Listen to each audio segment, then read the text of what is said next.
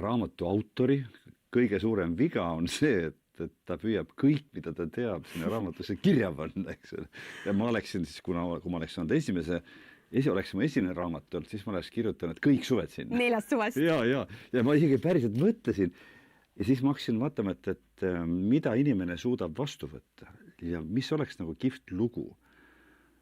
Ja see esimene suvi oma erilisuses, uudsuses ja kontrastsuses on, ma arvan, nagu kõige kihvtim lugu, eks ole, sest et see ülejäänud tükid, vabandust, et need muutuks natuke, et vaata, mis mul veel juhtus ja vaata, mis ma siis õppisin ja et see oleks natuke selline enese keskne, mitte lugeja või selle vaataja kuulaja keskne, eks. Aga mis sa arvad nüüd, kui sa oled... ja siis küsimus, miks või? Miks see tähtsa on? Et põhjust on väga lihtne, sest et see ja esimene suvi oli aluseks teistele. Aga kogu see töö, see nende 4 suve ja tegelikult ma ju Ameerikas, mu põhiline asi oli ikkagi, ma ei saa öelda põhiline, aga see, mida ma tahtsin tegelikult oli ülikoolis õppimine. Ma ju lõpetasin ülikooli Ameerikas, paralleelselt sellega mitte ei teinud müügitööd ainult. Ja siis lühike vastus on vundament. Et see raamat, see ukselt uksel raamat ja see müügitöö seal ilma üldse liialdamata on minu hakkame liialdama natukene, eks see on kogu minu ametialase, ei ole kogu, suurima osa minu professionaalse karjääri, minu ametialase identiteedi ja minu tööalase võimekuse vundament. See on see, ja peale selle ma tahaks öelda, et see on ka teatud isiksuslike arengute väga suurte tükkide, mitte vundament, vaid kese, nagu süda. Et mõtleme, ma tegin see, nüüd on 36 aastat möödas, tõesti tahaks öelda, et vana mees, et paremat teha ei ole, kui eietada, mis juhtus 100 aastat tagasi, eks ole, et siis, kui osad veel sündinudki ei olnud, eks ole. Muidugi on paremat teha, aga see tundus nii tähtis, et ma jälle kas või ainult enda jaoks tahtsin selle välja kirjutada. Et kui mul ühel päeval mõistus on läinud, ma olen 95-aastane ja dementne, keegi loeb mulle ette, et kuule, et sul juhtus see. Või et mu lapselapsed näiteks tunnevad huvi või keegi teine loeb või nii. Et jaa. Ja ma arvan, et see kogu raamatumüüjate kogukond küll nõustub sellega. Ma arvan, iga üks meist on arvanud seda, et oleks keegi, kes kirjutaks raamatu. Filmi tehti ja nüüd on raamat olemas ka, aga mulle tundub, et neid lugusid on nii palju, et need ei saa kunagi otsa. Et oleks väga äge, kui need tuleks veel ja veel ja veel. Aga ma mõtlen just seda, et ma ei tea, kui palju kuulajad tahavad ainult seda meie raamaturgude heetust kuulata, aga üks küsimus selle teema lõpuks on mul, et kui sa praegu saaksid minna selle 22-aastase Peebu juurde kõige raskemal hetkel, kuidas sa teda toetaks, mida sa talle ütleks? Ma ei tea, ma kudistaks teda natuke äkki või? Paneks põrrega tagumikku, ütleks, et kuule. Ma tuletan meelde, mida minu müügijuht Tom mulle ütles äkki mingi 2. või 3. suve lõpus, kui mul oli just asi lõppenud ja mul edukalt lõppenud ja mul oli mingisugune, et nagu vahel lõpus on see ka, pinge on nii suur, et sõidad autos siis õhtul ühest punktist teise ja nutad rooli taga, eks ole. Ja siis läksin Tomile lennujaama vastu ja rääkisin talle siis oma nendest emotsionaalsetest üleelamistest ja ta ütles ju ainult ühe lause. Ütles, et arvesta sellega, et see, mida sa praegu tegid, eks ole, et see ei ole kaugeltki kõige raskem asi su elus. Ja ma olin, okei. Aga ma üldse ei uskunud seda ja kui ma praegu olen 50, ma saan 10 päeva pärast 58 aastaseks, et see ei ole kaugeltki kõige raskem asi elus.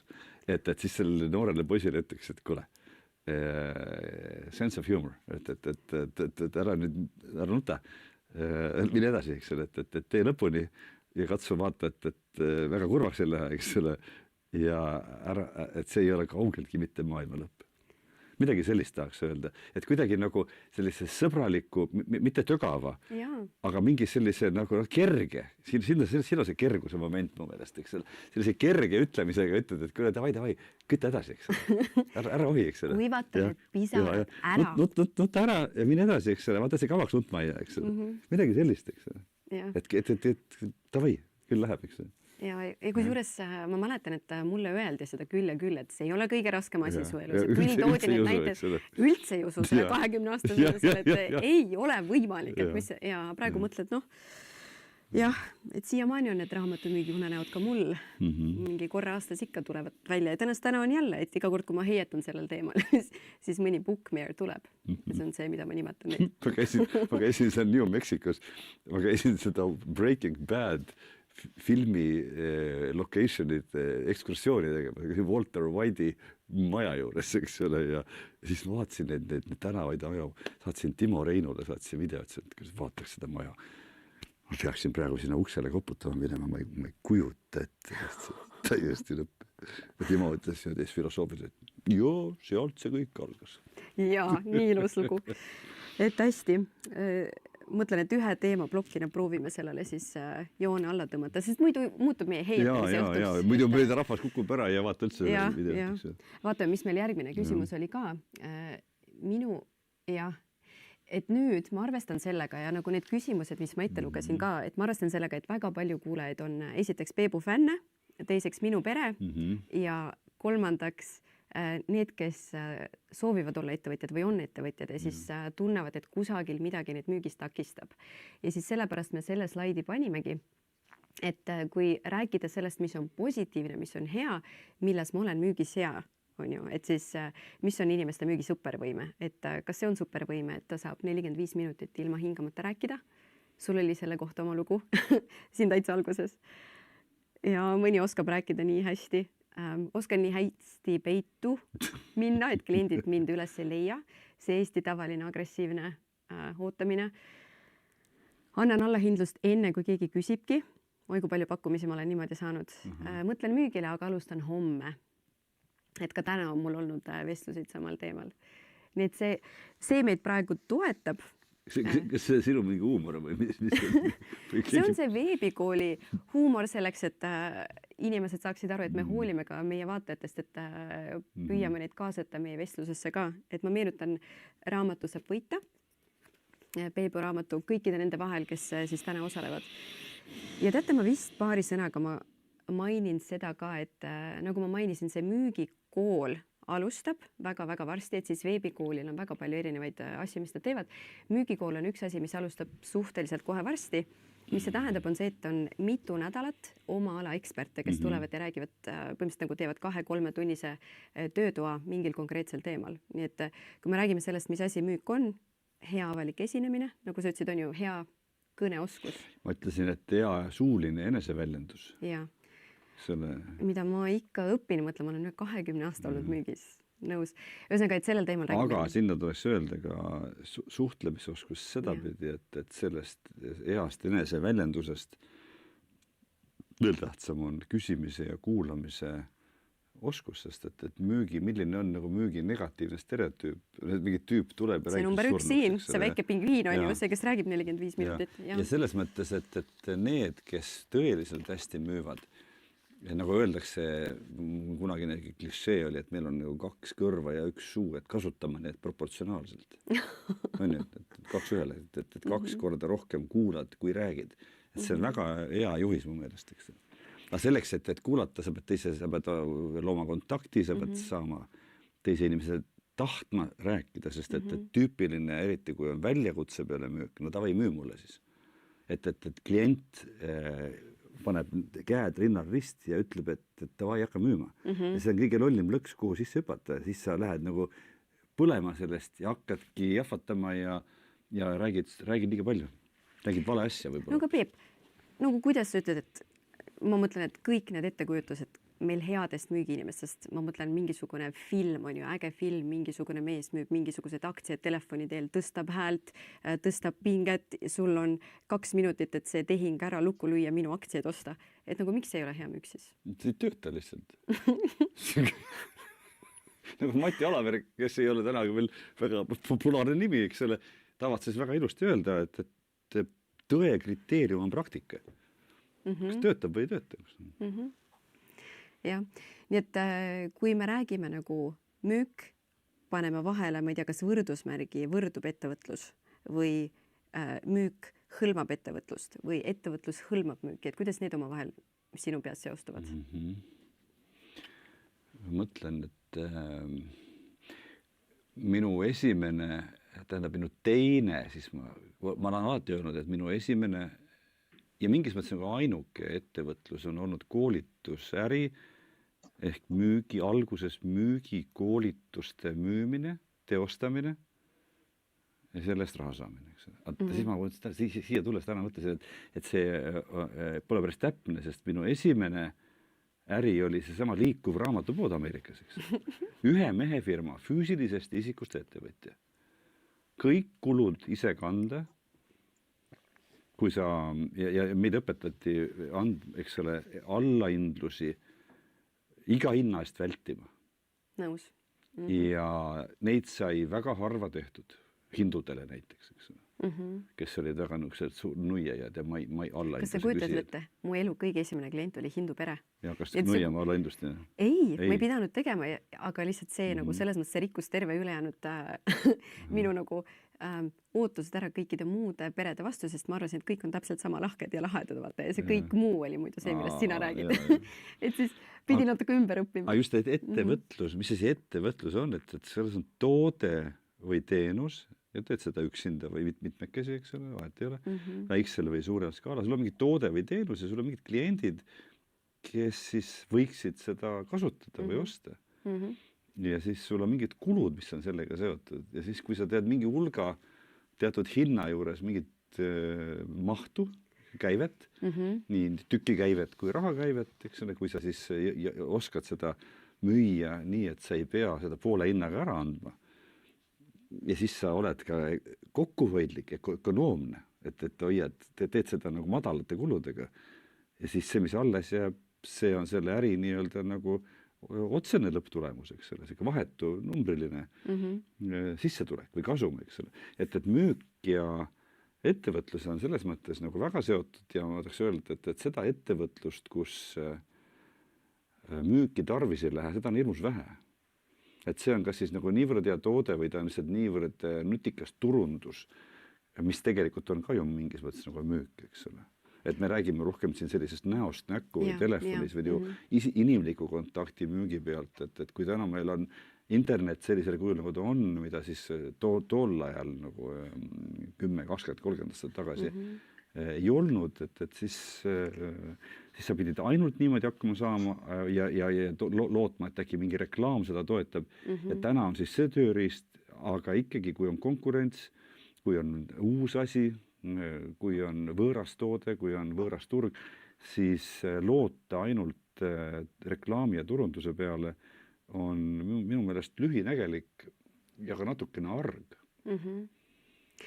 Et ma lasin natukene osalejatele küsida küsimusi enne seda, kui nad meid täna kuulama tulid. Ja siis üks küsimus, mis tõesti kordus päris palju, on see, et aga mulle endale tõesti ei meeldi müüki teha. Et mul on äri, midagi, mul seal midagi toimub, aga kas ma saan kuidagi ehitada niimoodi, et mina ise müüki ei tee?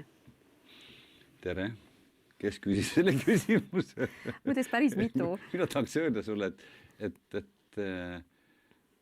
sul on 2 valikut siis, et kas sa ise mõtled selle endale inimlikult, ma tahaks isegi öelda meeldivaks ja seda saad sa teha 2 moodi, et sa saad seda teha siis, kui sa saad aru sellest, et kõige kõrgemal tasemel müük on ikkagi siuke teenindus ja teiste, mitte raha, teiste teenimine, et see, kuidas sa inimestele lähened ja see, mis see kontakti tagajärjel juhtub, et see on teistele kasulik. Ühesõnaga, et sa teed head asja, sest et see, mis sa tõid selle filmi näite, et tavaline müügistereotüüp on selline peale tükkiv, omakasu püüdlik, arutu, pähemäärimine, valetamine, selline nagu isegi kiuslik nagu tõesti inimainulik tegevus, eks. Aga see, kui see terve minu müügikoolituse karjäär tugines täiesti vastupidisele ilmavaatele. Ja siis on see, et mis teeb veel müügivastikuks, üks on siis see, et kui sa tundud endale vastiku inimesena, siis loomulikult inimesed on, enamik inimestest, valdav enamik on head. Keegi ei taha kellegi halba teha, meelega, kogu aeg, eks ole. Mõned üksikud tahavad, eks. Aga teine pool on, kui sa ei oska müüa, kui sa ei oska müüa, see on nagu, ma ei saanud joonistada näiteks koolis. Ilgelt vastik on joonistamistunnis käia, kui sa joonistad mingi hästi koleda pildi ja saad selle eest hädapärast nagu armust 3, kõik muud õppeained on 4 ja 5, eks ole, ja siis sa saad selle joonistamise eest, mida ma ei oska ja ei oska siia tänapäevani, ei taha teha ju. Aga mis sa siis teed? Sa ei oska joonistada, et kas sa lähed õppima no, või? Aga siis on see, et müüki saab õppida ja tegelikult saab ka joonistamist õppida. Loomulikult seal on mingid käärid, et osadel on see anne palju parem kui teistel. Aga näiteks nägu või maja või teed või parki või puud, seda saab õppida joonistama ja müüma saab ka õppida. Ja sellel ei ole ausalt öeldes mitte midagi eriti keerulist. Et kui sa saad sellest tahaks öelda inimvaenulikust vaatest, inimsõbralikku vaatesse ja sul enda selline osavus tõuseb ja sa saad aru, et see on üks hästi loomulik ja selline nutikas tegevus. Et mõtlesime, et mida siin täna öelda, et mina tahaks öelda seda, et räägime, et ettevõtlus on ainult üks tahk, aga kõik, kes tahaks, et elus paremini teiste inimestega läbi saada ja kõik, kes tahaksid rohkemaid inimesi enda kampa saada ja koostöösse saada, võiksid teatud tasemeni müügitöö mingit nagu parimaid põhialuseid ära õppida. Et see teeb lihtsalt nii palju head. Ma lihtsalt mõtlen, kas ma kuulsin seda õigesti, et ei ole olemas sellist asja, et ma ei oska, vaid see on midagi sellist, mida inimene on endale sisestanud mingite hirmude pärast võib-olla. Aga tavai räägime siis, see pealkiri oli müügitöö, eks ole, siis ja praegu. Et kui sa küsiksid, mis on, mina ütleks, et esiteks väike selline ülestunnistus, et ma tegelikult ei tea, eks ole. Ma olen sellest nii palju eemal olnud aastaid. Aga ma oskan peaga mõelda ja oskan mingisugust loogilisi järeldusi teha. Siis ma tahaks öelda, et 2 asja, mis erinevad täna näiteks 20 või 30 aasta tagusest ajast. Üks on see, et kuidasmoodi, missugune info on ostjatel. Ostjatel on täna nii palju rohkem infot. Tohutult. Ja siis ei olnud praegu üldse, eks ole. Et müügiinimene oli mõnes mõttes nagu selline infomonopoli allikas ja ta sai selle peale nagu toetuda ja mängida. Ja samal ajal oli see, et täna on ka müüjatel ostjate kohta võimalik läbi interneti ja sotsiaalmeedia nii palju rohkem eelinfot saada, et siis valida, kelle poole pöörduda, kuidas pöörduda, et see meil tavalisest müügitööst kõige suurem erinevus on see müügi algetapp, mis eelneb kontakti võtmisele. On ta siis telefonis, kirja teel või näost näkku, eks ole. Tavaliselt sa ikkagi ju pead kuidagi selle kontakti looma, eks ole. Aga kõik muu on põhimõtteliselt üsna sarnane minu meelest. Et see oleks täna see intervjuu nagu sisu. Et tõesti, et see kui see niimoodi välja tood on ju, et siis ei olnud, siis kui mina läksin esimest korda raamatut müüma, siis ma mäletan, me printisime välja lehed, kus oli vastuväide sellele, meiepoolne siis vastuväide sellele, aga internetis on ju sama info olemas, me printisime lehed välja, ütlesime, et vaata, kui palju vasteid sul tuleb. Et juba siis tundus, et seda infot on nii palju, et see on hoomamatu.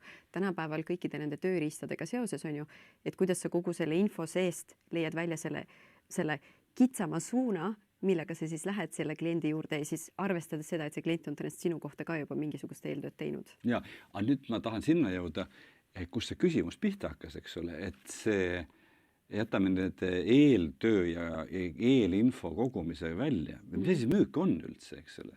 Müük on kõigepealt nagu ühendumine, eks see kontakti loomine sellisel moel, et teine inimene tahaks su e-maili lugeda või su kõne vastu võtta või suga kokku saada.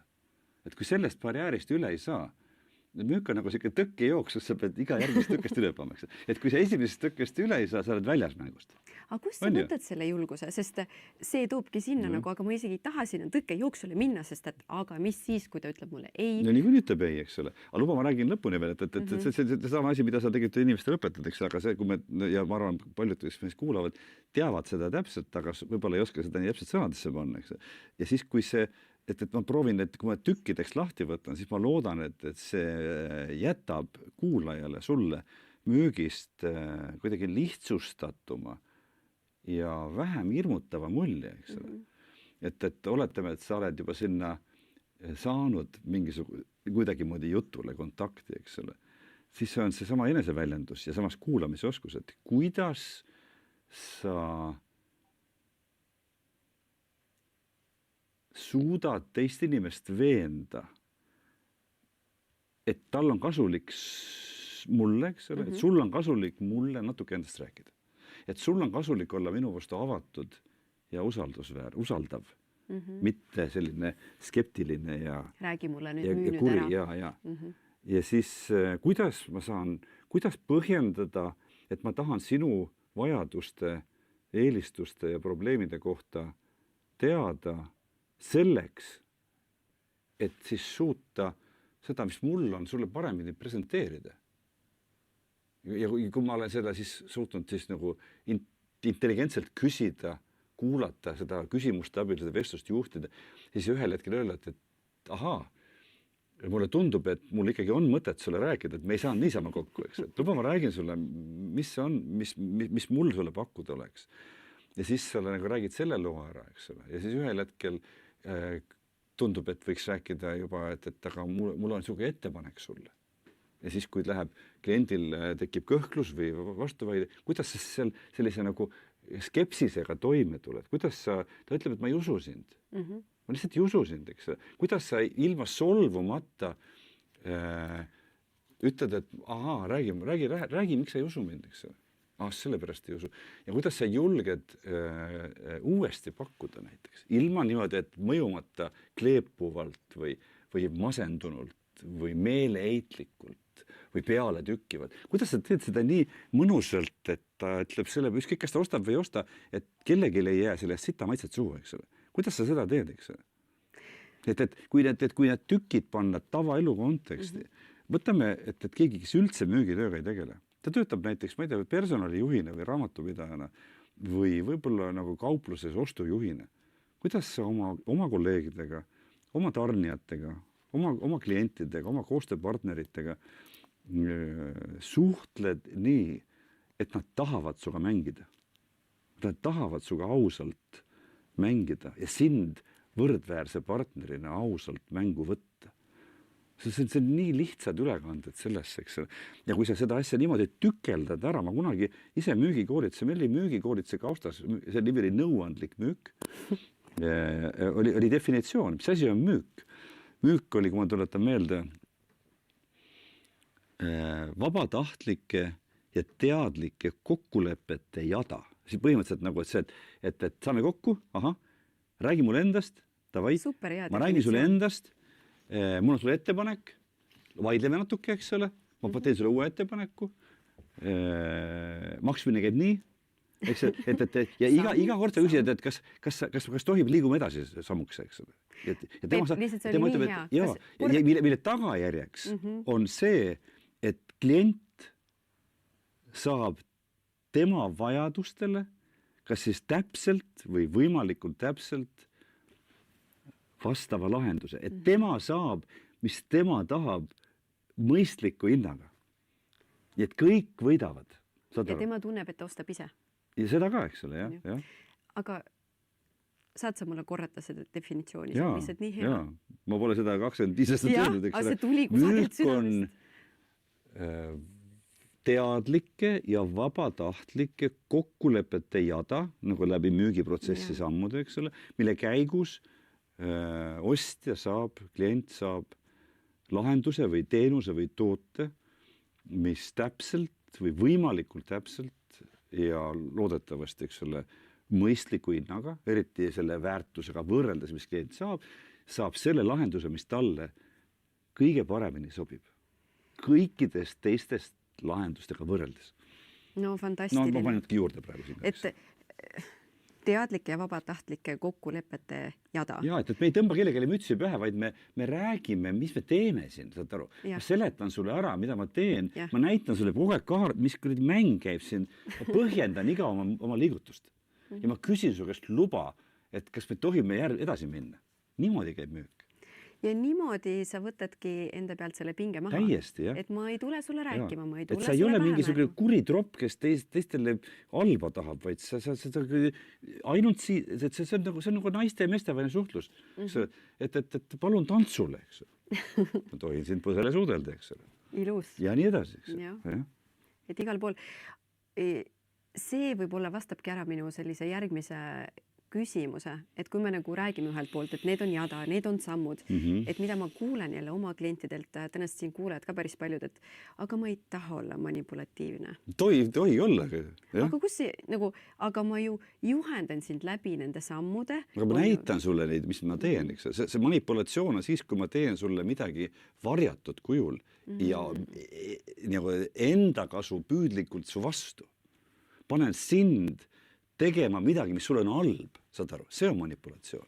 Et enda sees ma pean otsima seda kohta, kus ma saan aru, et jah, ma tahan enda jaoks head, ma tahan sulle selle toote ära müüa, on ju, meil on paar inimest, kes vaatavad, on moedisainerid näiteks, et mul on mingisugune, ma ei tea, riiatus, mingi ese, et ma müün seda, on ju, mul on hea, kui sa selle ära ostad, aga jah, et kuidas on see koht, on ju, et see ei ole see, et ma nüüd pahatahtlikult. Ei, nagu siin tuleb juurde panna üks klausel, see, et ma tahan, et sa ainult pärast rahule jääd.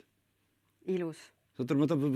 Ja Eesti oludes, pange tähele, Eesti oludes on see sellepärast tähtis ja tänapäeval tervet maailma oludes. Siis, kui 30 aastat tagasi internetti ei olnud, siis see halb uudis, et keegi oli petis, see levis suust suhu ja ka võrdlemisi kiiresti, aga kordades aeglasemalt kui täna. Täna vajutatakse ühte nuppu ja kõik teavad, et sa oled ahv, eks ole, sa oled lihtsalt üks vastik inimene. Ja sa ei saa lubada seda endale lihtsalt, eks ole. Ja sellepärast, et see ei ole mitte mingi moraalne nagu high point või mingi moraalne seisukohavõtt, et ma pean olema kasulik ja inimene, see on praktiline vajadus, sest niipea, kui ma sulle, nagu öeldakse, petlikult mütsi pähe tõmban, seda ma saan teha sinuga ainult ühe korra, eks ole, ja siis kogu ülejäänud küla ei lase mul seda endale üldse teha. Et mida ma siis kokkuvõtteks võtan siit on see, et müük ei ole mingi halb asi. Absoluutselt mitte, eks ole. Müük tegelikult on... Müük tehakse halvaks, ma arvan nagu abitute, hädaliste inimeste poolt, kes müügitööd teevad halvasti, eks. Müügitöö halb reputatsioon on tegelikult väga ilus, hästi välja teenitud.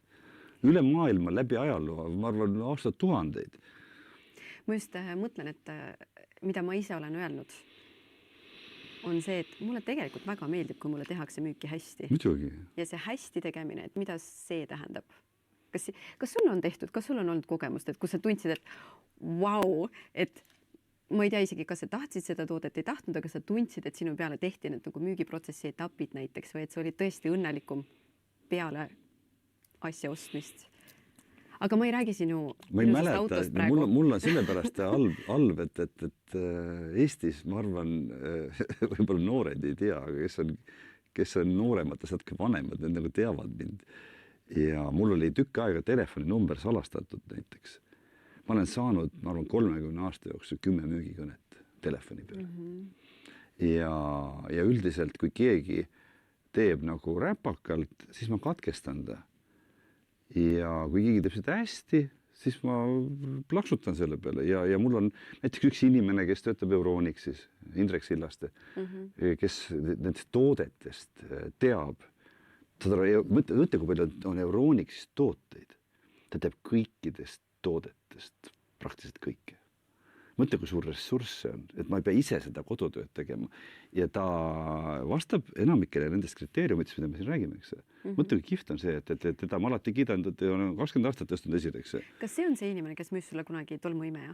Ei, tolmuimeja müüs mulle, Indrek on mulle palju asju müünud ja ma olen enamikuga ikka väga rahul olnud, aga ma tellisin endale koju ühe korra ise selle kalli Lux tolmuimeja müüa ja see müük kestis mingi 20 minutit, ma ei viitsi 3 tundi kuulata, kuidas ta seal pinda käivad. Ja siis see, ma ei mäleta seda lugu täpselt enam, aga jah, et selle ma pigem ostsin ikka ise, eks ole. Aga ühesõnaga, et Indrek, sul on temaga nagu nii hea suhe, ta teab seda kõike hästi, nii et mida sina selles olukorras teed, kui sul on vaja mingi uus toode osta, siis sa helistad Indrekule. Ja ma küsin, et räägi, milline nendest oleks mulle kõige parem, eks ole, millised sa ise ostaksid ja katsu seda teha lühidalt. Ja et mõtle, kui suur usaldus on loodud ja sa isegi ei otsi uusi müügikanaleid. Sul võib sinu Instagrami tulla mingi reklaam või e-maili teel pakkuda mingeid muid asju, aga sul on ikkagi see Indrek. Ja.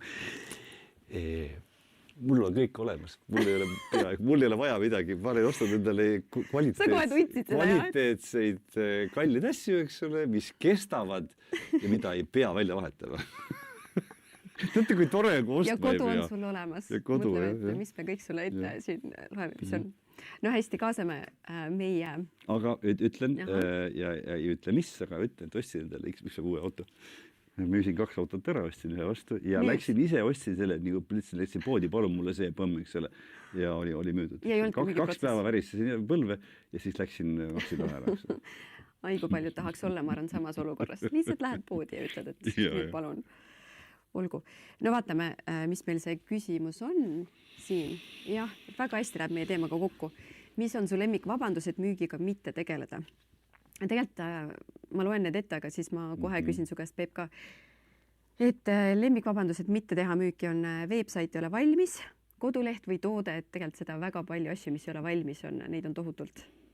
Uurin veel turgu, teen nii-öelda turu-uuringut. Ma ootan, et kliendid ise tulevad minu juurde. Manifesteerin neid ja siis joon ühe kohvi, hakkan pihta, aga see joon kohvi kestab mitu päeva tõenäoliselt. Et lükkan vaid edasi. Rääkides müügist ja kui mõelda korraks sinu selle müügikoolituste karjääri peale, et mis on olnud? Mis on sinu meelest see lemmikvabandus inimestel? Miks nad müüki ei tee? Enda käest küsib kõigepealt, mis minu enda lemmikvabandus oli, eks ole. Aha, ma isegi ei paneks sulle seda silti, vaata, kui huvitavad selle välja tood. Et minu lemmikvabandus oli pigem nagu see, et mul on väga palju muid asju, see kodulehet umbes ala, et mul on väga palju muid asju teha või võib-olla on see, et ma jõuan seda ka teha hiljem, mis omakorda tekitas olukorra, mis pani mind kohutava nagu pinge alla. Ja ma tavaliselt jõudsingi, aga selle hind oli liiga raske töö ja liiga suur pinge. Ehk siis nagu näiteks koolituste müümisel, kui nägime, koolitusel on ju mingi kuupäev ja siis tuli juhtidele näiteks, kelle kalendrid on täis, oleks ju viisakas helistada näiteks 1-2 kuud ette või kirjutada ja kutsuda koolitusele. Aga siis, kui see lükkus nagu hilisemaks, siis vahel juhtus asi 2-3 päeva ette. Ja siis tuli niimoodi teha, et ühte nii-öelda kontakti saada, tuli teha 10 katsetust ja kui seda teha nagu varem, oli see eduprotsent palju kõrgem. Nii sest selleks hetkeks oli juba ju päev planeeritud. Aga inimeste... Ma ei mäleta, aita, tulete sa meelde. Mis on inimeste päris vabandus või müügiga mitte tegeleda? Edasi lükkamine. See on see, kuidas ma üldistaks nüüd. Tegelikult, eks ole, jah? Jah, täpselt, et olgu see veebisaidi ehitus, olgu see tooteparandus, mida tehakse väga palju. Mul ei ole päris valmis, vaata, et ma ei tea, värvid on valed või see toode päris ei funktsioneeri nii, nagu vaja on. Et turgu uurin, ühesõnaga, et see launch või alustamine, ma näen, et seda lükatakse päris hilja peale. Üks asi, mida me siia võib-olla üles ei kirjutanud, aga noh, see on läbi meie vestluse kaetud, on see, et vaata, tegelikult loodetakse päris palju, et keegi teine teeb. Et või äkki loodetakse, et klient ise jõuab sinuni või? Jah. No see on väga palju, see on see manifesteerimise koht, jah. Et mu toode on nii hea teoorias või mu toode on nii hea, et kliendid peaksid ju ise hakkama rääkima, ise hakkama teisi kliente minu juurde saatma, nad peaksid ise leidma. Mõtleks naerda selle juttu peale. Ja, et tegelikult ka raamatumüügis ma õpetan ka EBS-is Estonia Business Schoolis ka müügiainet ja siis aeg-ajalt naeran, ütlen, et noh, tegelikult see ukselt uksele, vaata inimressurss on ju tegelikult üks kallimaid ressursse, keda kasutada on ju. Või telefonimüük samamoodi. Telefonimüük samamoodi, et miks me seda teeme, aga noh, et ongi, et uksed on sinu ees praegu saad osta versus see, et sa saad nagu internetti minna, hakata juurde otsima, et võib-olla see info kättesaadavus on ju. Aga selle vastu, kõige selle, mis me siin räägime, vastu aitab harjumused, sellised nagu stabiilsed tööharjumused, mille seest on välja võetud selline ebameeldiv enesepitsutamine. Sa lihtsalt teed teatud arvu tegevusi, kui sa küsid, mida see 90ndate müügitöö mul lõpetas ja mida ma Eestisse tõin oma esimesel töökohal, kui ma olin müügijuht hulgimüügifirmas ja pärast ka koolitusfirma juht ja müügimees ja koolitaja, oligi see, et selleks, et ja meie müügikoolist sisu üks oluline tükk oli selleks, et juhtuks teatud arv tulemusi. Sul matemaatiliselt on tarvis teha teatud arv tegevusi, mis viivad teatud arvu mingite vestluste või pakkumisteni, millest ostetakse ära sõltuvalt siis sinu osavusest ja sihtimise oskusest teatud protsent tehtud pakkumiseks. Et kui sa seda nagu ei pea loomulikuks, siis see, mis siin kirjas on, tundub asenduse mõttes täitsa niisugune nagu okei mõte, eks ole. Aga kui sa, ja see ongi see, et kui sa kogu aeg teed, siis sa nagu ei mõtle selle peale, et sa pead tegema. See on nagu see, et kui ma olen tänaseks vanuseks saanud aru, et mul on teatud füüsiline trenn ja muide, mida vanemaks saad, seda tähtsamaks see muutub, eks, sest et keha hakkab lagunema, eks. Et see on nagu, ma absoluutselt ma ei vaidle endaga. Ma olen nagu kokku leppinud, et ma surmani iga nädal teen teatud tegevusi.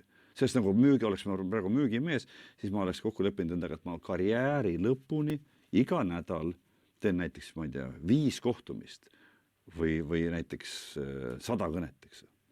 Mis tähendab ju seda, et sa siis peadki aru saama, on ju, et mis on need sammud. Et võib-olla see, kus see pinge tuleb, on ju, kus see pinge tuleb, et miks ei taheta müüki teha, on see, et ma olen ühe müügikõne teinud ja see oli ei. Ja see on niisugune hirmupõhine, mittestabiilne ja ka tegelikult ebarealistlike ootustega. Sest, et kui sa mõnes mõttes lepid ära sellega, et elu ongi raske. Sa lepid ära sellega, et enamik kellega sa räägid ei osta. Ja see on loomulik. Ja siis iga nagu selle meile mõlemale Nashville'is õpetati, et Mort Atli kõnes, et vaatan kõikide eide peale lahkelt. Sellepärast, et kui ma olen juba 2 eid saanud, siis ma tean, et järgmine on jaa, või olen 4 eid saanud, tean, et järgmine on jaa, olen 9 eid juba saanud, tean, et 10 on jaa. Matemaatiliselt, eks. Täpselt. Ja ma mõtlen, et see on nagu korvpallur, ei lähe kõik pallid korvi, eks. Nii hea näide. See pagana Ameerika pesapall, parimad pesapallurid, kes kurikaga selle palli pihta virutavad, saavad pihta, ma ei tead mitmel juhul 10. Üldse ei tea? 3 juhul 10. See on kõige paremad. Kõige paremad löövad sellest pallist 7 juhul 10 mööda. Maailma kõige paremad.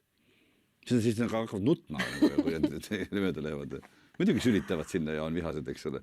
Aga kui sa sellel vihal lased ennast üle võtta, see on täpselt see, kui me raamatumüügis läksime järgmise ukse juurde, kui eelmine uks löödi nina ees kinni ja sa läksid hapu näoga järgmise ukse juurde ja sa ei suutnud seda ära kas teeselda või päriselt ära seedida.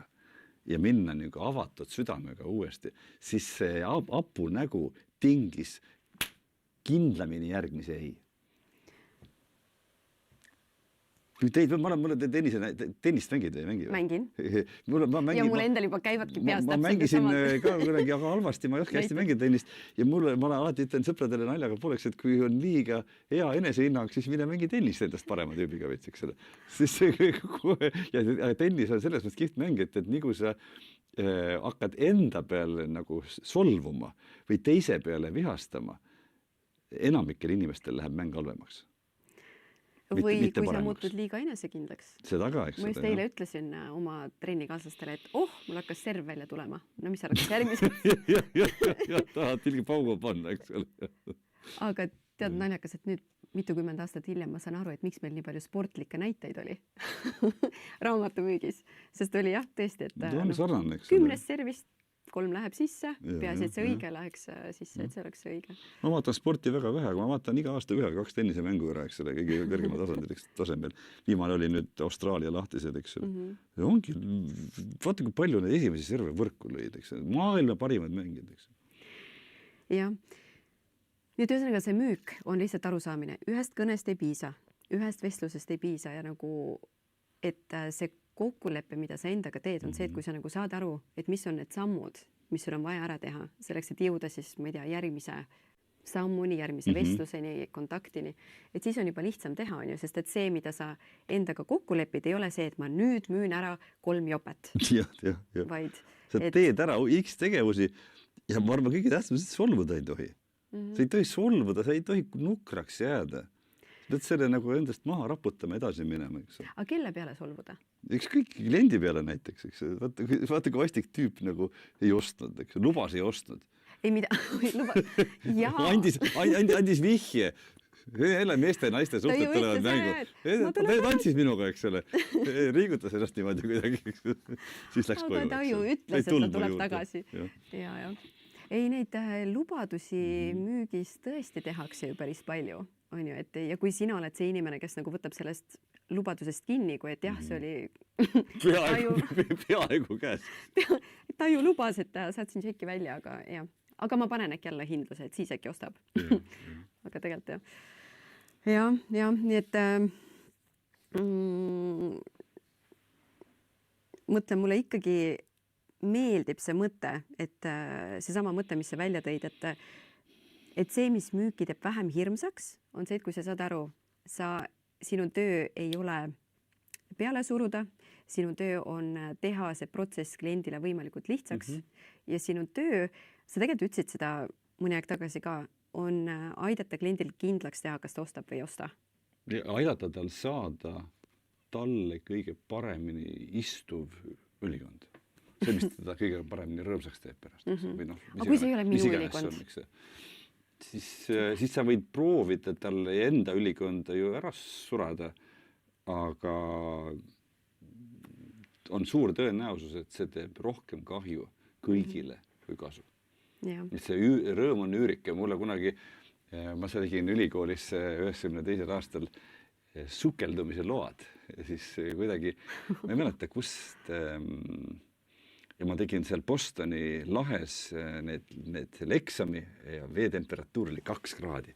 Me olime kalipsades, eks ole. Ja siis kuidagi hiljem, ma ei mäleta, kus see oli, et selline lühinägelikkuse võrdkuju või metafoor oli siis külmas vees kalipsosse pissimine, eks ole. Et see rõõm on üürike, et alguses on soe, mida siis kõik vees teevad, et kui sa käid vees sukeldumas, muidugi sa pissid kalipsosse, eks ole, merre. Aga võrdlemisi varsti on jälle külm. Et kuidas see praegu müügiga kokku puutus? See, kui sa püüad kellelegi mütsi pähe tõmmata ja saad üürikese rõõmu, korraks on soe ja siis pärast kurat. Mark on täis tehtud, kõik räägivad, et sa oled tõbras ja see klient on vihane, helistab sulle, et kui need petsid mind, eks. Või lihtsalt ei võta su toru. Lihtsalt, jah. Lihtsalt ei tee sust välja, eks. Ja sa imestad pärast, et mis juhtus. Vaata, kui hästi meil läheb see järgmisesse teemasse muidu sisse, et mis on see, mis müügi juures kõige rohkem valu valmistab. Et siin võib-olla me saame nüüd nende vastuste ümber ma ei tea, kuidas oma väärtust selgitada, on kõige suurem vastus siin pandud, jah. Kusjuures see tuli ka nendes eelküsitluse küsimustes sisse, et küsitakse seda erinevat moodi. Üks viis on näiteks see, et kuidas mitte müüa ennast 2 korda odavamalt, et ma tegelikult tean, et mu, ma ei tea, tooted või minu teenused on rohkem väärt. Et kuidas ennast nagu mitte alla müüa. No võtame selle pingviini, kus on see väärtust selgitada, eks ole. Ja ma sellise keskpärase pingpongi mängijana läksin selle palli tagasi, ütleks, et kas sa endale oskad enda väärtust selgitada. Ja see on nagu kaheosaline küsimus. Üks on see, et kas sa suudad, eks selle oma tooteteenuse kasulikkust. No ma usun, et kui sa vähegi oled nutikas inimene, siis sa endale sisuliselt ju saad aru, eks ole, mis see hea on. Kas sa oskad seda nagu lihtsalt sõnadesse panna? Ja selle küsimuse all on muidugi küsimus, et kas sa teed seda usutavalt või mitte. Aga siin tuleb veel käsi mängu. Ma arvan, see küsimuse sisu on selles, et mis siis, kui tooted on suht sarnased. Ja see on päris, nagu ma tahaks öelda, legitimate concern või nagu päris mure. Konkurendiga? Ja, konkurendiga. Et kuidas sa enda seda toodet julged paremini kiita, kui ta ongi nagu sarnane. Tooted paljuski ongi, paljudel teenustel toodetel ei ole nagu väga suuri erinevusi. Ja siis on küsimus, et kas selles... Ja ainus võrdlus ongi hind siis? Mitte ainult hind. Ma tahaks öelda, et siin aitab hästi palju just nimelt see, et kes müüb ja kuidas. Nüüd, kui me räägime ikkagi praegust, et kui inimene on inimese vastas, mitte et inimene pole interneti vastas. Kes müüb ja kuidas? Et kui keegi täna mõtleb, et tahaks paremini müüma õppida. No sina teed seda, aga Eestis on tegijaid ju veel. Mina täna ei tea, kes seda hästi teeb, eks ole. Aga...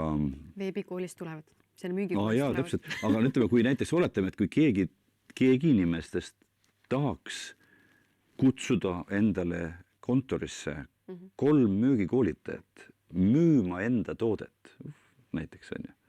Siis kuidas teada, milline on parem? Milline müügikoolitaja on parem? Ja, millist müügikoolitajat valida?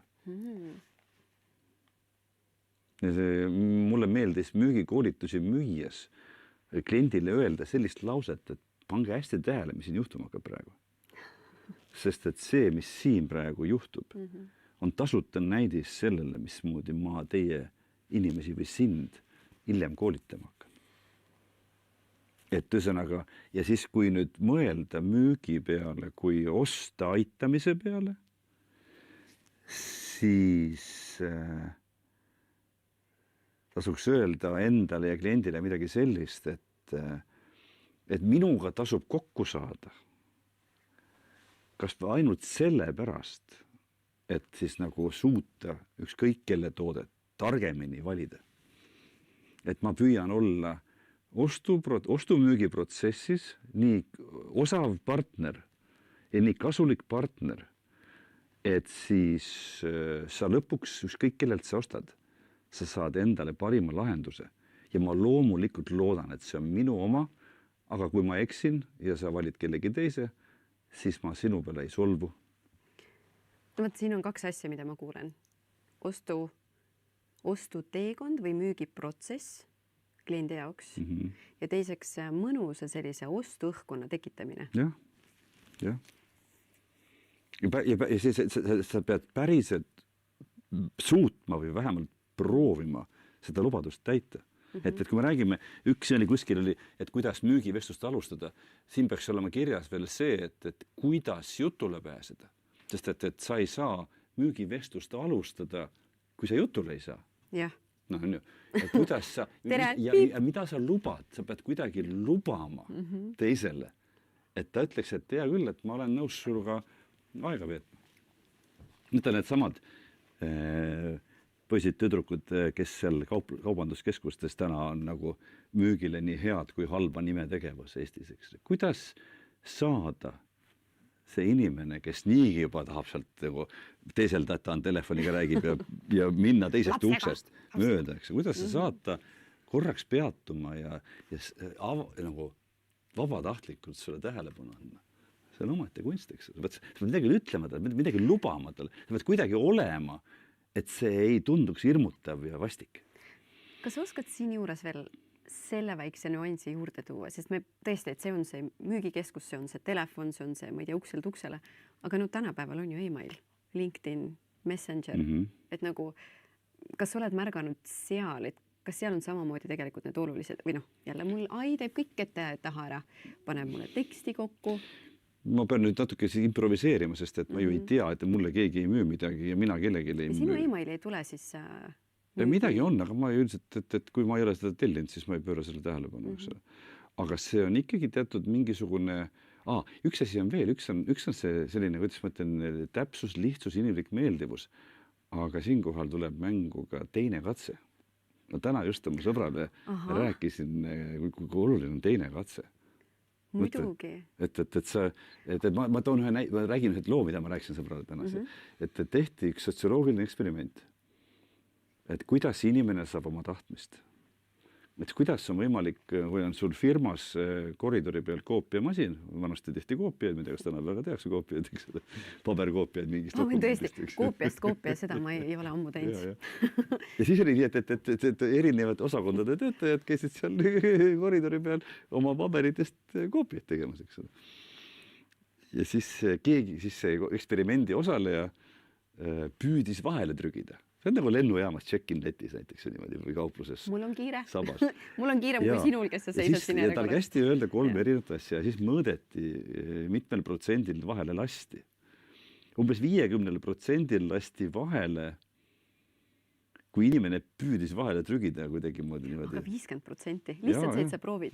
Ja ma ei mäleta, mis see oli ilma mingi tehnikata, lihtsalt labaselt püüti vahele trügida. Või ütleme 30%, mingisugune väike, mitte väga väike, aga mitte väga suur protsent, eks ole. Protsent tõusis hüppeliselt. Ma ei mäleta, kas see 70 või 80 peale, kui inimene lisas, et palun laske mind vahele. Esimene küsimus on, palun laske mind vahele. Et esimene on see, et ma lihtsalt trügin? Ei, esimene on see, et palun laske mind vahele. Teisel juhtumil, ja siis ütleme, pooleldasid vahele. No davai, sa oled tore mees. Okei. Näed ilus välja. Ja siis teine küsimus oli, kus hüppeliselt protsent tõusis, palun laske mind vahele, sest mul on vaja. Nagu teistel ei oleks. Ma ütle, et see protsent tõusis. Tõusis ja kõige rohkem tõusis protsent, kui inimene ütles, palun laske mind vahele, mul on vaja sellepärast, et sa põhjendad ka, eks ole. Aga see on selline kõrvaline näide praegu, et see teine müügikatse. Teine müügikatse, kui sa kirjutad kas või näiteks, ütleme nii, et ma tänapäeval, ärge pahandage inimesed, kui te mulle kirjutate ja ma teile esimese kirja peale ei vasta, mul ei ole nagu see raudset põhimõtet, aga mul vahel ütlen endale salaja niimoodi. Ma ei vasta esimesele kirjale. Et kui tal on väga vaja, nagu sellel vahele trügijal, ta kirjutab teise korra veel, eks ole. Ja kui teine inimene juba nagu otse mulle, mitte lampi, eks ole, umbes, eks ole, kirjutab mingi palvega ja muide ma vastangi osadele kirjadele esimesele vastan palvele, eks ole. Minu kirjale näiteks. Kui sa juba tead. Ja siis niimoodi vastadki ja vaatad, et ta küsib uuesti. Ja kust see pärit on? See on see, kui me käisime Katriniga mööda neid Ameerika uksetaguseid kolistamas, meile õpetati sellist tehnikat, eks ole, et sa ütled oma esimese jutu ära, tervist, eks ole, ma olen see ja teine ja tulin teie ukse taha selleks, et palun laske mind tuppa. Selle peale siis tavaliselt öeldi, et ei lase, eks ole, ja siis sa ju teadsid, et enamik ütleb selle peale ei. Ja siis sa ei teinud sellest numbrit, ütlesid, et ahaa, tundub, et te pole must veel väga palju kuulnud, ja siis lubage ma kordan ennast, eks, et ma rääkisin sama juttu uuesti. Ja see, kui palju see protsent tõusis, et kui palju siis teise küsimise peale sind tuppa lasid, see on nagu müstika, see on lihtsalt nagu uskumatu. Et küsi teist korda veel, aga seda tuleb teha ikkagi heatahtlikult, mänguliselt, maitsekalt, sest kui sa teed seda nagu suruvalt ja niimoodi, siis ei aita, eks ju. Ma olen nii nõus kogu selle teemaga ja minu meelest siin on nii mitu tahku. Üks asi on see, et küsi teist teinekord, et ära karda on ju. See teine tahk mulle tundub ka, et kui me kirjutame nii-öelda kellelegi, kellega meil ei ole varem suhet olnud, me proovime luua selle uue kas tutvuse või müügisuhte või nii ja me näiteks koormame ta infoga üle, et millised need e-mailid on, et saadetakse 5 bullet pointi ja siis see call to action või nagu see kutse siis edasi tegelema on see, et kui soovite, võtke muga ühendust. Et mulle tundub see isegi ebaviisakas, sest et ma puistan su infoga üle. Ma eeldan seda, et sina nüüd pead mingisuguse tegevuse võtma, et minuga ühendust võtma ja sina pead nüüd teadma ka, mis kontekstis sa üldse muga mis kontekstis sina minuga rääkima tulema pead. Nii et nagu, et see teine katse minu meelest on isegi viisakas, sest siis on see müügijärjekord või müügisuhe, see on minu käes. Sa püüad, eks see on tõsi taga, eks ole, tõsi.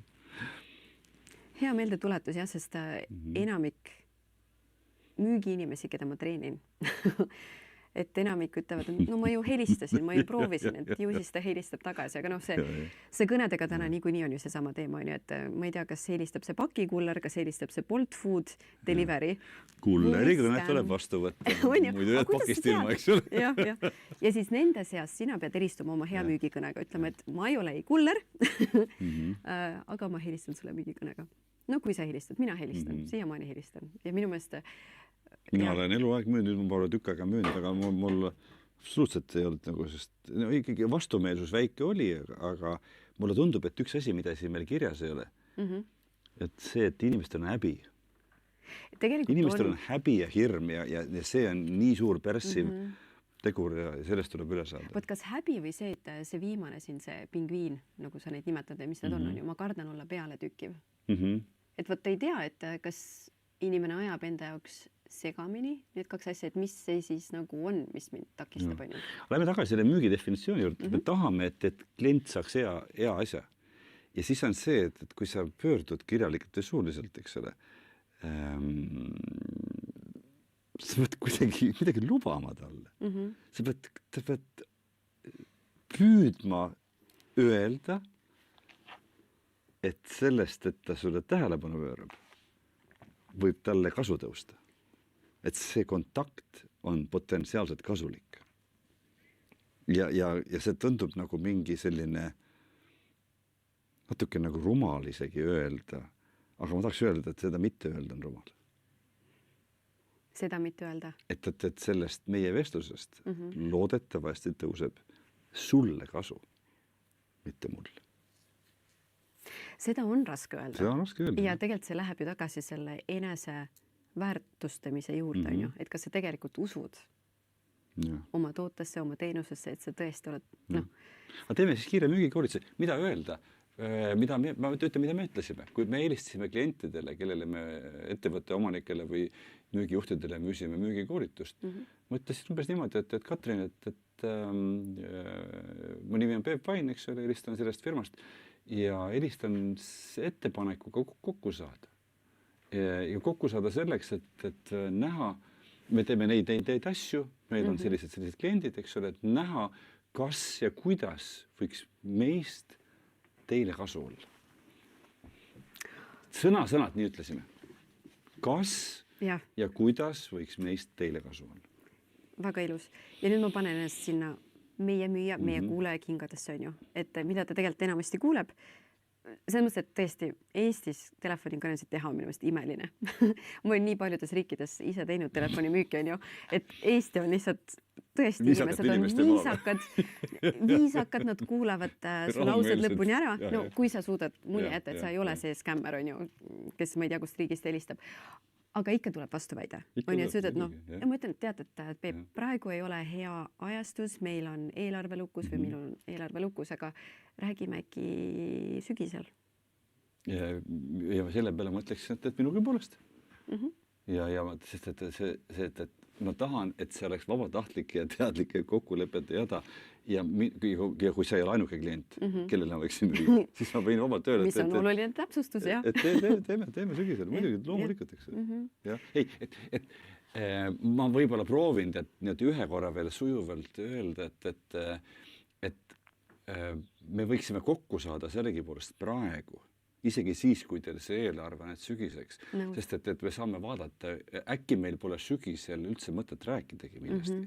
Et see vestlus ei võta midagi ära, aga võib anda juurde, vähemalt anda selgust, et meil ei ole ühist keelt. Selles mõttes, et kui teil vähegi ajanappust nii hullu pole, siis me kokku võiks ikka saada.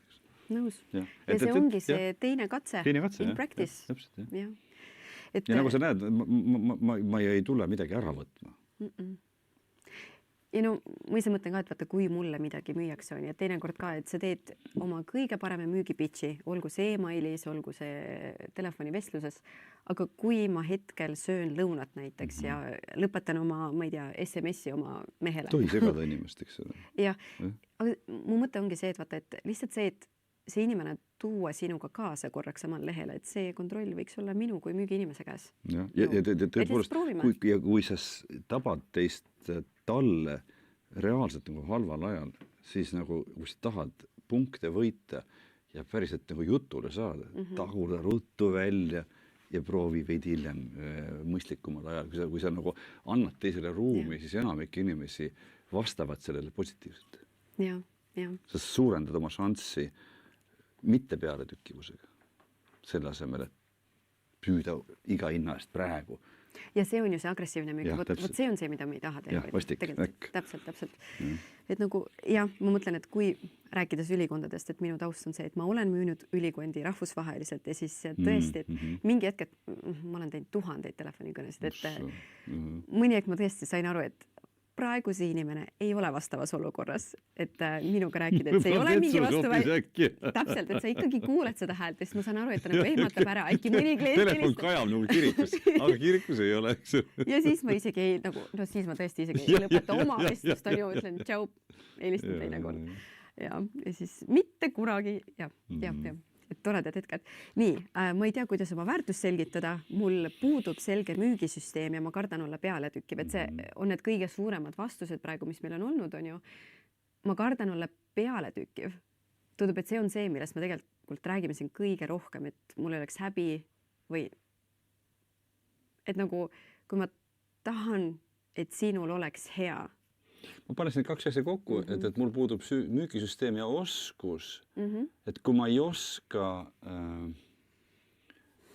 niimoodi nagu, kui ma ei oska nagu sujuvalt tantsida, siis ma kardangi, et ma tallun su varvastel. See on loogiline. Kui hea, muidugi. Nagu kohmakas nagu karu, eks ole, et kas sa ei julge sellepärast, et sa ei oska ja kas sa vähemalt oled nii julge, et sa tuled ja õpid? Või lähed ja õpid. Võtad ühe raamatu kätte. Aga siin üks on oskuse pool, aga see kardan olla pealetükkiv. Ma ei oska nüüd seda hästi sõnastada, aga see on umbes, see lahendus võiks olla see, et kas sa oled aktiivne või sa oled agressiivne. Et kui sa selle ära lahendad, selle dilemma ja kui sa oskad tagasi tõmmata õigel ajal, siis kui sa näed, et see tegelikult ei tööta, siis hirm olla pealetükkiv läheb jällest väiksemaks. Ja kui sa saad aru, et see on töö osa, siis sa ei saa ju selles mõttes ka selle töö osa peale kuri olla, enda peale kuri olla. See on nii hea küsimus iseenda käest küsida mingi, et kas ma olen aktiivne või ma olen agressiivne. Et kas ma julgen, on ju. Kunagi ütles Brian Tracy ütles kihvtilt üks lause, et džungel on neutraalne, eks ole. Et kui tiiger su ära sööb, see ei ole isiklik, eks ole. See on tiigri amet, et inimesi süüa, kes tulevad džunglisse. Et minu töö lihtsalt helistada või minu töö lihtsalt sinuga ühendust võtta lihtsalt. Ühesõnaga, see tuleb, see kardan olla pealetükkiv, ma arvan, tuleb ka sellisest võib-olla liig kergest solvumisest või liig kergest heitumisest. Tead, ja mul on selline tunne, et see on mulle praegu väga hea hetk, et korraks sellele müügikoolile teha reklaami. Et sest kui võtta tõesti sellest kinni, et ma kardan, ma ei oska, mul ei ole neid oskuseid, siis tõesti tänapäeval on väga palju tasuta võimalusi, olgu see AI võimalused, olgu see mõni raamat, olgu see väga palju videosid YouTube'is või siis tule müügikooli õppima, et mitu nädalat täiesti erinevad oma ala spetsialistid, kes meil on, vaata, kui me rääkisime sellest eneseväljendusoskusest, et Anu Tähemaa, üks parimaid avaliku esinemise koolitajaid, siis Rait Videvik, kui sa ütlesid, et kes need tänapäeva kuulsad koolitajad on, siis minu meelest tema on see, kes on B2C Business to Customer, üks tublisid koolitajaid. Kadri Keermäe, kes on muidu coach, aga kes keskendub sellele, et kuidas tõesti tõsta oma enesehinnangut, julgust, eneseväärikust, hullult hea rääkija, et tõesti hullult oskab kaasata ka. Mina olen üks müügikoolitajatest, ma räägin küll B2B-st ja seal on veel mitmeid ja mitmeid, et teile vist löödi, ühesõnaga täna on isegi niimoodi ka, et tehtigi ekstra diil, et need inimesed, kes täna tegelikult otsustavad, et ma mõtlen, ma proovin, ma julgen, ma lähen sinna sisse, maksavad 5 eurot sisse, siis saavad peaaegu 300 eurot alla sellest koolitusest, nii et ja siia ma tegin selle korraks selle reklaami, aga see lihtsalt oli nii hea koht, sellepärast et tõesti müügioskus, et kui sa vähemalt nii kaugele oled jõudnud, et sa proovid õppida ja sa paned ennast sinna olukorda, nii et kes meist oskas raamatuid müüa, kui me läksime? Mitte keegi. Et me olime küll väga palju praktiseerinud mänguliselt need raamatud oma sõpradele ära müünud seal müügikoolis, on ju. Aga noh, kui see esimest korda, tead, mul on siiamaani meeles, esimest korda inimene andis mulle oma krediitkaardi ja vaata siis enne interneti meil olid need masinad, vaatad, panid sisse. Mul on terve peatükk sellest, kus esimese müügi tegin ja krediitkaardi maksad võtsin ja süda väriseb ja siis teed eestama kaardikeskusesse. Jaa, et kusagil see tekkis, on ju, ja tegelikult kui paljud inimesed tegid suve edukalt ära, kellest ei saanud nii-öelda professionaalsed müügiinimesed, meie sinuga oleme siin eesrindlikud, meie läksime sinna edasi, aga kui paljud neist on saanud ju väga kuulsaks advokaadiks, ettevõtte omanikuks, on ju, mõni neist on poliitikasse edasi läinud, et oma tõesti ideede presenteerimise oskus on nagu ikka see oluline. Mis on siis hea müük? Et nagu, mis on need müügioskused, mis on vaja? Hea, jälle see eneseväljendusoskus. Ikkagi ühenduse, aktiivne või proaktiivne selline nagu väljapoole sirutamine või ühenduse loomise julgus ja oskus ja kergus.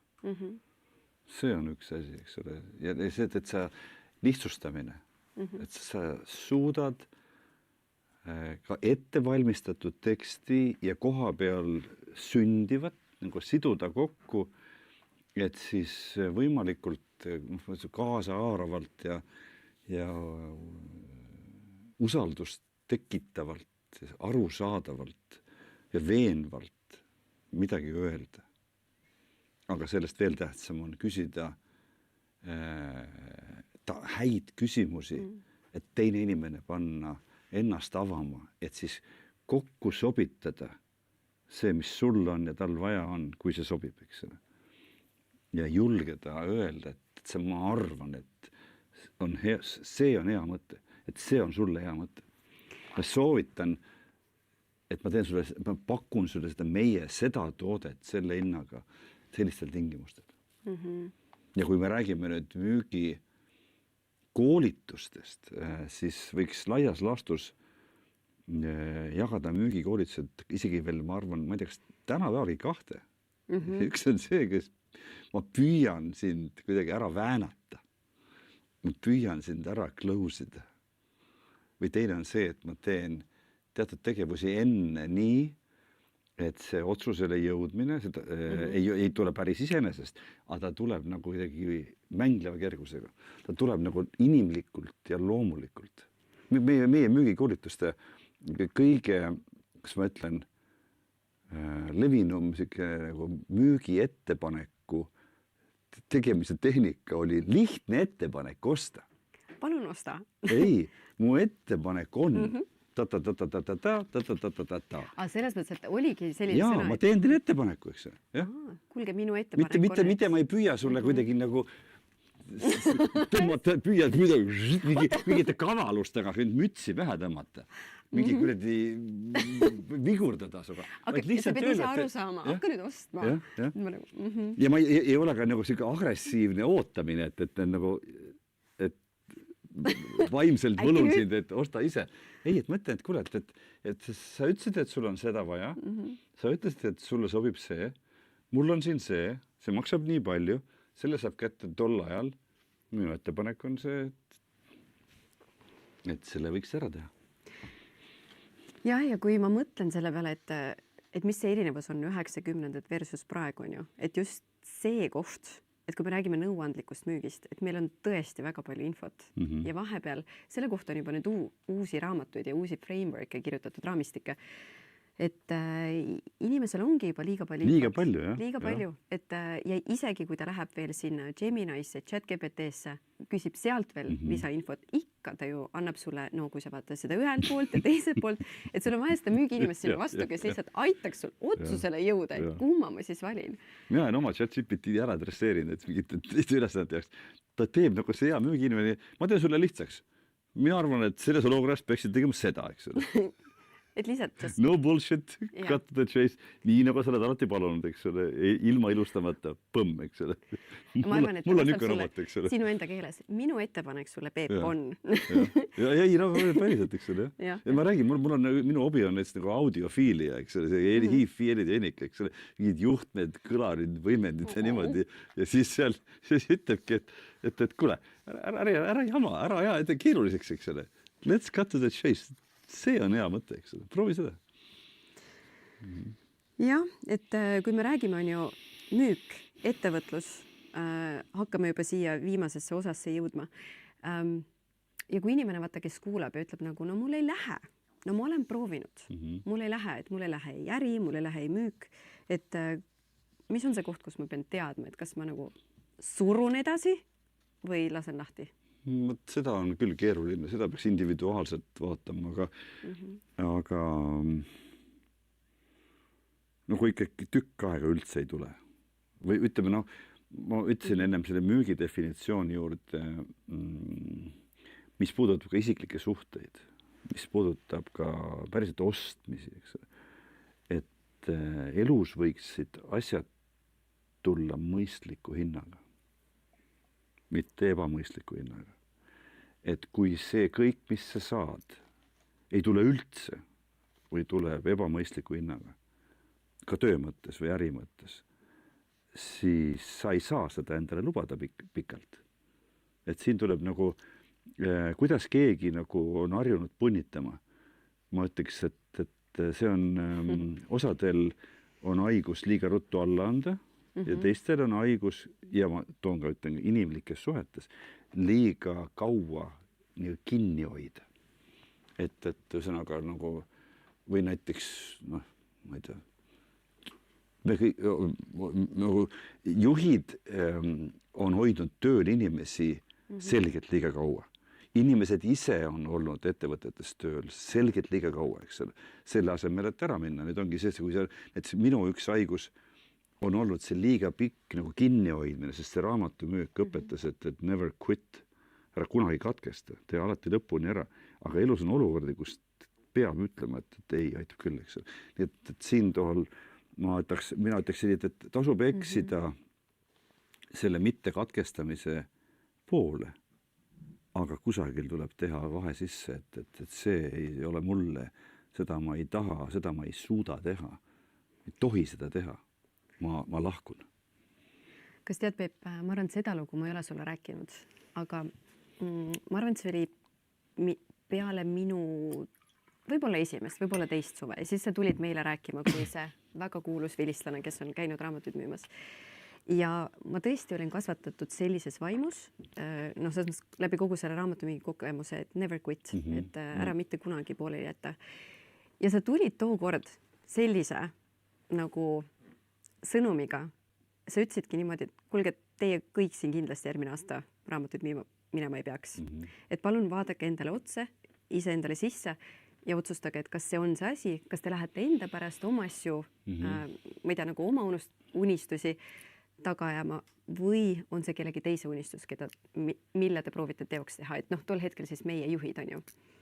Aga ma mõtlen, et see nagu mõjus mulle nii sügavalt ja nii hästi, sest ma arvan, et see oli esimene hetk, kus ma päriselt enda jaoks, et ma andsin selle võimaluse lasta lahti ja siis teha ära see uus otsus, et kas ma lähen ja kui ma lähen, siis miks ma lähen.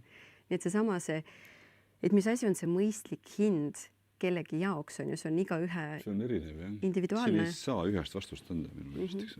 Aga just see on ilus nagu, et iga asjaga võib-olla päris lõpuni minema ei pea.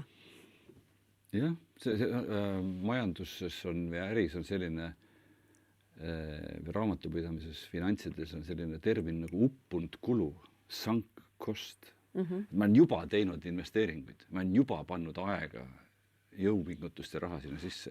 Ma ei saa sellest lahti öelda, aga kusagil on nende taoliste pekkiläinud investeeringutega olukorrad, kus sa on nagu kõrvaltvaatajal on selge, et iga järgmine raha, mis sa sinna sisse paned, see on nagu, et sa juba oled saanud vastapükse.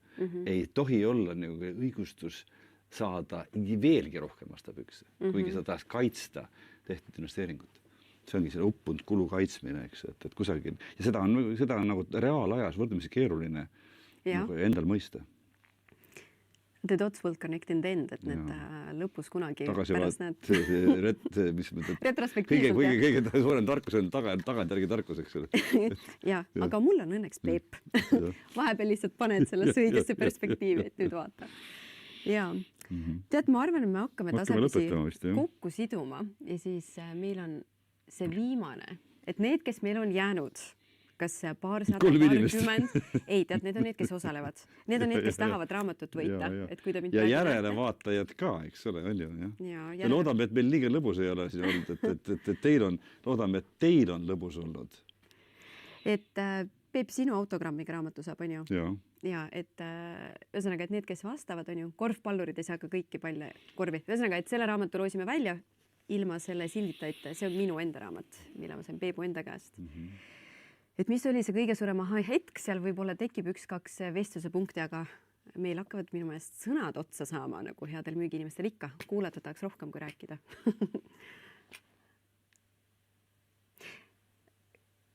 Mul on sulle ettepanek, näed, juba võeti kinni konkreetsetest asjadest. Teine katse, väga oluline.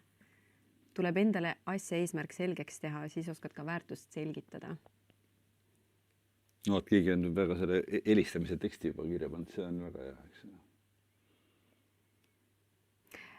Väga äge on, kui see läheb ka proovimisse, mitte niimoodi, et ma õppisin, vaatasin veel ühe video ära, veel ühe webinari ja siis kunagi hiljem proovin, et võta homme telefon kätte ja proovi. Sul on 2 kõrva ja 1 suu kuula klienti. Nii toredad, vaata südamed tulevad ka, et keegi on ikka väga rahul. Lovefest. Lovefest, sobib, näed. Ja aitäh tähelepanu eest, aitäh, et sa oled veel siin meiega kuulamast praegu ja et sa oled selle tähelepanu siia sellesse vestlusesse pannud. Suur aitäh. Ja loodan, et sellest on kasu olnud. Ja tead, Peep, mis mulle meeldib, on see, et need tagasisidet praegu tulevad meie lõpuosast. Et oluline on teine katse, see nagu tuleb uuesti välja, mis tähendab seda, et tõesti kuulajad, kes kuulasid, nad kuulasid lõpuni mõttega. Ja see on hästi ilus. Korrektne müügisõnastus. Minu sõber ja kolleeg ja Pipedrive'i asutaja Timo Rein ütleks seda kohta, et tundub, et ei olnud väga ebameeldiv 2 tundi. Ja, oota, aga me veel ei ole lõpetame veel laivis, loosime selle raamatu välja. Midagi, mis meid kõnetab, kui oled liiga enesekindel, mine mängi tennist. Et peab saama vihast lahti, kui keegi ei soovi su toodet. Et ära solvu teiste inimeste peale ja see on tõesti, seda on tõesti, ma olen näinud päris palju, et vaata inimesed või nagu minu kliendid teinekord nad ütlevad ka, et majandus on halb või kliendid ei saa üldse aru, mida ma teen, nagu et klient on süüdi. Et noh, et mis on see minu roll, on ju? Tegelikult võiks ju endale otsa vaadata, et miks ta ei saa aru. Ja üks asi veel, et peaks öelda, et kui minu surnud sõber Urmas Purda ütles, et kui oli küsimus, et millal nad vastata e-mailidele või sõnumitele, ta ütles, et ma ei ole kuskile allkirja pannud, et ma üldse vastan ühelegi e-mailile. Ja ma ei ole ammugi allkirja pannud kuskile, et ma vastan 24 tunni jooksul, nii kui paljudel ettevõtetel on ju poliitika, et seal on mingi ajavõttel vastama. Ja need samad kliendid, kelle poole me pürgime, ei ole mitte kusagil lubanud et nad üldse sind kuulavad, rääkimata ostmisest. Nii et sul ei ole nagu alust, võiks öelda, solvuda või vihastada. Keegi pole keegi pole kohustatud. Ma olen nüüd ajapikku täiskasvanuks saades saanud aru sellest, mul on raske olnud tegelikult teistele ei öelda elu jooksul. Oi, ma tunnen seda. Ja see on sellepärast, et mul on nii palju ei öeldud. Mul on ka üsna suva asjadest. Mul üks sõber ütles kord kunagi, et ma olen ta eeskuju ja rollimudel, et kuidas mul saab nii suva olla. Et ta ükskõik tead niimoodi heas mõttes. Ja ma mõtlesin talle, kui sind oleks 10 000 korda pikalt saadetud, perse saadetud otseses mõttes, siis sul oleks ka suva asjadest. Aga just selle mõte on see, et kuidas seda enda jaoks teha kuidagi nagu mänguliseks ja lihtsaks ja mitte võtta nagu seda südamesse. Saad aru, et see inimene, saad aru, kui ma lähen kellegile näiteks ukse taha koju, ma olen alles 20 aastat hiljem aru saanud, et tal on õigus mitte olla huvitatud. Tal on 100% õigus mitte tahta minu nägu selle ukse taga näha. Kui sa oled seal müügiinimene selle kaubanduskeskuses, sa saad aru, et inimene, kes jalutab Prismasse banaani ostma, tal on õigus sust läbi vaadata nagu tühjast kohast. Tal on õigus sulle mitte tere vastu öelda, kui ta ei taha. Tal on õigus sulle öelda, ma ei taha suga praegu rääkida. Ja kui sul vähegi aru peas on, siis sa oskad teha võib-olla sujuvalt teise katse, aga astud sammu tagasi, kui sa päriselt näed, et ta ei taha suga rääkida. Tal on inimlik õigus ja sul on mingis mõttes kohustus seda austada. Ja kui sa sellest aru saad, siis kaob see solvumise, viha ja pahameele, see foon kukub alla. Ja nüüd on mul ja kusjuures see, ma olen eluaeg vihanud seda lauset, mida ukse peal öeldi. I or we are, I'm not interested or we are not interested. Issand, kui ilge õudne lause see oli. See ikka läks kohe südamesse. Kohe ja praegu ma distsiplineerin ennast rahulikult ilma sellise emotsionaalse laenguta eri vestlustes ütlema inimestele, tead sa, ma ei ole sellest huvitatud. Wow. Ma ei ole sellest üldse huvitatud ja ma ei taha sellest rääkida. Ja ma täie kindlusega ootan, et seda austatakse. Ja kusjuures, ja seda ma tahan teile öelda, kui teil on endal ostjatena müügiinimestega probleemi, proovige hakata ütlema sellise kalanäoga, ma ei ole sellest küll huvitatud. Ja see võtab ära enamik relvadest müügiinimestel. No, selle peale ei ole midagi öelda. Ja. Siis ma püüdsin müügimehena öelda, aga kuidas te saate olla mitte huvitatud, kui te ei tea üldse, mida ma teen? Ei ole üldse huvitatud, ükskõik, mida sa teed. Aha! Alati saab järgmise ukse juurde. Ja, kurat! Täpselt. On, mis on. Ei, väga äge, väga lahe. Nii, no loosime nüüd selle raamatu välja ka. Davai, kuidas see käib? See nüüd tuleb siin järgmisel slaidil. Ma lihtsalt tahtsin öelda, et ma tõesti olen nii uhke meie kuulajate üle, ma olen uhke sinu ja minu üle, Peep, et meil on olnud millest rääkida, aga... Oleme rõõmsad, veel rohkem kui uhked. Jah, nagu... Ja tänulikud tähelepanust ikkagi, sest et kuigi see on tasuta üritus ja see on nagu mingis mõttes, nagu te nägite ka teatud teise asja reklaamüritus, aga me Katriniga seda vaatame enda vaates puhtalt ikkagi kui just nagu kasulikku asja ja see ei ole tasuta üritus, sest tähelepanu on väga suur valuuta. Absoluutselt. Ja sellepärast, et minu ja Katrini ikkagi põhitaotlus täna oli, et see kanduks kuidagi kasulikult üle, et kas ja kuidas see võiks olla sulle kasulik. Ainult see 2 tundi. Aga ometi, nagu inimesed tegid märkmeid, nad tegid müügiteksti, nad kirjutasid endale välja reaalselt need laused, mis sa oled öelnud. Nii, siin oodake, nii, seda me juba reklaamisime, vaatame, kas me saame neid teha. Huvitav, kas mina olen see, kes peab selle spinni tegema. Nüüd on väga põnev, sest et ka mul on mingid asjad uued siin elus, mida ma saan proovida. Pane enterit. Kas panen mina või panen sina? Pane sa. 1, 2, 3, nii. Tähelepanu. Sina ütled stopp. Stopp. nii ma aga äkki ise jääb seisma äkki või? No äkki läheb. No. Lilian oli see, kes võitis ja ma tean, et seal taustal käib süsteem, et Lilian saab endale emaili, tema saab ühendust nende inimestega, et see on nagu kirjutame sisse siis ka või? Jaa. Oi, see on ilus hetk. Ma loodan, Lilian, et sa oled veel siin, et sa veel vaatad seda, et see on tõesti sinule laivis praegu kirjutatud enda raamat. Nii palju ma ütlen, et need raamatud on nii ägedad, et me võtsime need sinna müügikooli üheks kingituseks. Võtsime kaasa ka, nii et iga inimene, kes täna ostab selle kursuse, siis tegelikult saab ka... Kirjutasin siia armas Lilian, head lugemist, elu ja müüki. Jah, hakka müüma. Loodame, et ta müüb. Nii, ja tead... Vaata, kui palju Peep Ainuseid siin raamatus, see kaadris praegu. Mul sõber tegi nalja, et küll ma pole vedev mees, kes paneb lõpmatu arvu ennast raamatukaanel. Ma teen teise trühki, siis ma võtan enda näo kaane pealt ära, luban. Lubad, jah? Aga varsti tuleb ju uus trükk. Ja, sügisel tuleb uus trükk. Nii et palju õnne, Lilian, et juba tasus ära see vaatamine. Ja mina mõtlen, et lõpetame ühe lausega, mis on kohe esimesel leheküljel, mida ma kohe joonisin endale alla. Ma rohkem midagi siin alla jooninud, kuigi on väga palju toredaid mõtteid ja lihtsalt nagu see ette kujutada ikkagi see Peep 22 aastasena, noh, jumal äge.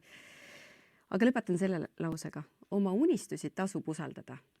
Iseennast muidugi ka. Ja. Tasub, nõus. Ja, aitäh, Peep. Aitäh kutsumast, aitäh vaatamast.